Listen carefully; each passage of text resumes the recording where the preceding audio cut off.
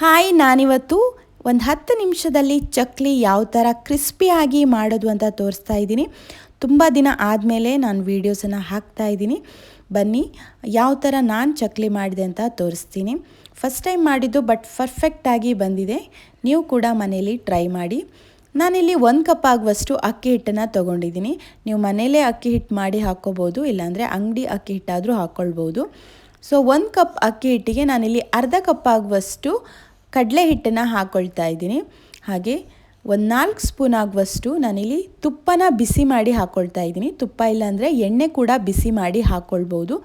ಎಣ್ಣೆ ಅಥವಾ ತುಪ್ಪ ಹಾಕೋದ್ರಿಂದ, ಬಿಸಿ ಮಾಡಿ ಹಾಕೋದ್ರಿಂದ ತುಂಬ ಕ್ರಿಸ್ಪಿಯಾಗಿ ಬರುತ್ತೆ. ಅದಕ್ಕೋಸ್ಕರ ಈಗ ಚೆನ್ನಾಗಿ ಎಲ್ಲದನ್ನು ಒಂದು ಸಲ ಸೌಟಲ್ಲೇ ಮಿಕ್ಸ್ ಮಾಡ್ಕೊಳ್ಳಿ, ಯಾಕಂದರೆ ತುಪ್ಪ ಬಿಸಿ ಇರೋದ್ರಿಂದ. ಆಮೇಲೆ ಒಂದು ಅರ್ಧ ಸ್ಪೂನ್ ಆಗುವಷ್ಟು ವಾಮನ ಹಾಕೋತಾ ಇದ್ದೀನಿ. ಹಾಗೆ ಅರ್ಧ ಸ್ಪೂನ್ ಆಗುವಷ್ಟು ಚಿಲ್ಲಿ ಪೌಡರ್. ನಿಮ್ಮ ಖಾರ ಬೇಕಿದ್ರೆ ಜಾಸ್ತಿನೂ ಹಾಕೋಬೋದು, ಬೇಡ ಅಂದರೆ ಸ್ಕಿಪ್ ಮಾಡ್ಕೋಬೋದು. ಹಾಗೆ ರುಚಿಗೆ ತಕ್ಕಷ್ಟು ಉಪ್ಪು. ಎಲ್ಲದನ್ನು ಹಾಕಿ ಚೆನ್ನಾಗಿ ಒಂದು ಸಲ ಮಿಕ್ಸ್ ಮಾಡ್ಕೊಳ್ಳಿ. ಕೈಯಲ್ಲಿ ಎಲ್ಲದನ್ನು ಚೆನ್ನಾಗಿ ಒಂದು ಸಲ ಗಟ್ಟಿಯಾಗಿ ಪ್ರೆಸ್ ಮಾಡಿ ಅದನ್ನು ಮಿಕ್ಸ್ ಮಾಡ್ಕೊಳ್ಳಿ. ನೋಡಿ, ಈ ಥರ ಉಂಡೆ ಕಟ್ಟಿದಾಗ ಅದು ಉಂಡೆ ಬಂದರೆ ಚೆನ್ನಾಗಿ ಕ್ರಿಸ್ಪಿಯಾಗಿ ಚಕ್ಲಿ ಬರುತ್ತೆ. ಸೊ ಅದಕ್ಕೋಸ್ಕರ ಚೆನ್ನಾಗಿ ಕೈಯಲ್ಲೇ ಮಿಕ್ಸ್ ಮಾಡ್ಕೊಳ್ಳಿ. ಆಮೇಲೆ ಸ್ವಲ್ಪ ನೀರು ಹಾಕ್ಕೊಂಡು ಅದನ್ನು ಚಪಾತಿ ಹಿಟ್ಟೇನು ಕಲಿಸ್ತೀರಲ್ಲ ಆ ಹದಕ್ಕೆ ಆ ಹಿಟ್ಟನ್ನು ಕಲಿಸ್ಕೊಳ್ಳಿ. ಒಂದೇ ಸಲ ನೀರು ಆ್ಯಡ್ ಮಾಡ್ಕೋಬೇಡಿ, ಯಾಕಂದರೆ ತೆಳ್ಳಗಾದರೆ ಆಮೇಲೆ ಚಕ್ಲಿ ಒತ್ತಕ್ಕೆ ಬರಲ್ಲ. ಅದಕ್ಕೋಸ್ಕರ ಚಪಾತಿ ಹಿಟ್ಟು ಏನಿರುತ್ತೆ ಆ ಹದಕ್ಕೆ ಅದನ್ನು ರೆಡಿ ಮಾಡ್ಕೊಳ್ಳಿ. ನೋಡಿ, ಇವಾಗ ಚಪಾತಿ ಹಿಟ್ಟೇನು ಡಂಪ್ ಮಾಡ್ತೀರಾ ಅದೇ ಹದಕ್ಕೆ ಬಂದಿದೆ ಇವಾಗ.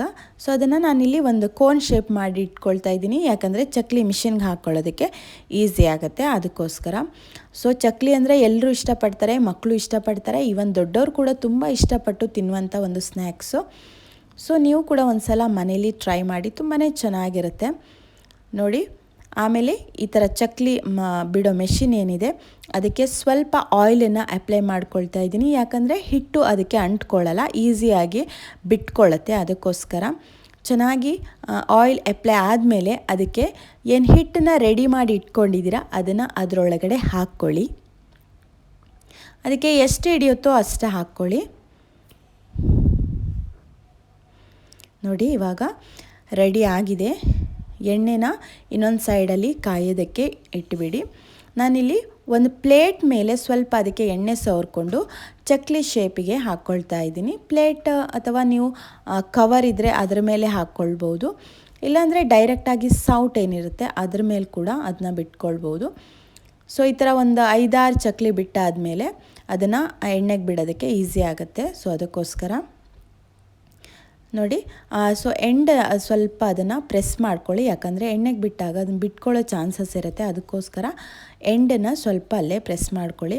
ನೋಡಿ, ಇವಾಗ ಎಣ್ಣೆ ಚೆನ್ನಾಗಿ ಕಾದಿದೆ.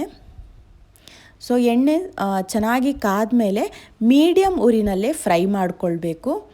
ಸೊ ಹೈ ಫ್ಲೇಮ್ ಇಟ್ಕೊಳ್ಬೇಡಿ, ಯಾಕಂದರೆ ಹೈ ಫ್ಲೇಮ್ ಇಟ್ಕೊಂಡ್ರೆ ಒಂದೇ ಸಲ ಆಗಿಬಿಡುತ್ತೆ, ಹಿಟ್ಟು ಒಳಗಡೆ ಬೇಯೋದಿಲ್ಲ. ಅದಕ್ಕೋಸ್ಕರ ಮೀಡಿಯಮ್ ಫ್ಲೇಮಲ್ಲಿ ಇಟ್ಕೊಂಡು ಚಕ್ಲಿನ ಚೆನ್ನಾಗಿ ಕರಿಬೇಕು. ನೋಡಿ ಎಷ್ಟು ಚೆನ್ನಾಗಿ ಬರ್ತಾ ಇದೆ ಅಂತ. ಒಂದು ಸ್ವಲ್ಪನೂ ಬಿಟ್ಕೊಳ್ತಾ ಇಲ್ಲ. ನಾನು ಫಸ್ಟ್ ಟೈಮ್ ಮಾಡಿದ್ದು, ಬಟ್ ಆದರೂ ಪರ್ಫೆಕ್ಟಾಗಿ ಬಂದಿದೆ. ಟೇಸ್ಟ್ ಕೂಡ ತುಂಬಾ ಚೆನ್ನಾಗಿತ್ತು. ಸೊ ಮಕ್ಕಳಿಗಂತೂ ತುಂಬಾ ಇಷ್ಟಪಟ್ಟು ತಿನ್ನುವಂಥ ಒಂದು ಚಕ್ಲಿ, ತುಂಬಾ ಕ್ರಿಸ್ಪಿಯಾಗಿ ಕೂಡ ಬಂದಿತ್ತು. ನೋಡಿ, ಇದು ಕೆಂಪು ಕಲರ್ ಬಂದಿದೆ, ಯಾಕಂದರೆ ನಾನು ಸ್ವಲ್ಪ ಚಿಲ್ಲಿ ಪೌಡರ್ ಆ್ಯಡ್ ಮಾಡಿರೋದ್ರಿಂದ ಸ್ವಲ್ಪ ಕೆಂಪು ಕಲರಲ್ಲಿ ಬಂದಿದೆ. ನಿಮಗೆ ಚಿಲ್ಲಿ ಪೌಡರ್ ಬೇಡ ಅಂದರೆ ಸ್ವಲ್ಪ, ನಿಮಗೆ ಯೆಲ್ಲೋ ಕಲರಲ್ಲಿ ಬೇಕಂದರೆ ಸ್ವಲ್ಪ ಟರ್ಮರಿಕ್ ಪೌಡರ್ ಕೂಡ ಆ್ಯಡ್ ಮಾಡ್ಕೋಬೋದು, ಆಗ ಯೆಲ್ಲೋ ಕಲರಲ್ಲೇ ಚಕ್ಲಿ ಬರುತ್ತೆ. ನೋಡಿ, ಒಂಚೂರು ಬಿಟ್ಕೊಳ್ತಾ ಇಲ್ಲ. ಸೊ ಪರ್ಫೆಕ್ಟಾಗಿ ಬಂದಿದೆ. ಮೀಡಿಯಮ್ ಊರಿನಲ್ಲೇ ಅದನ್ನು ಹುರ್ಕೊಳ್ಬೇಕು.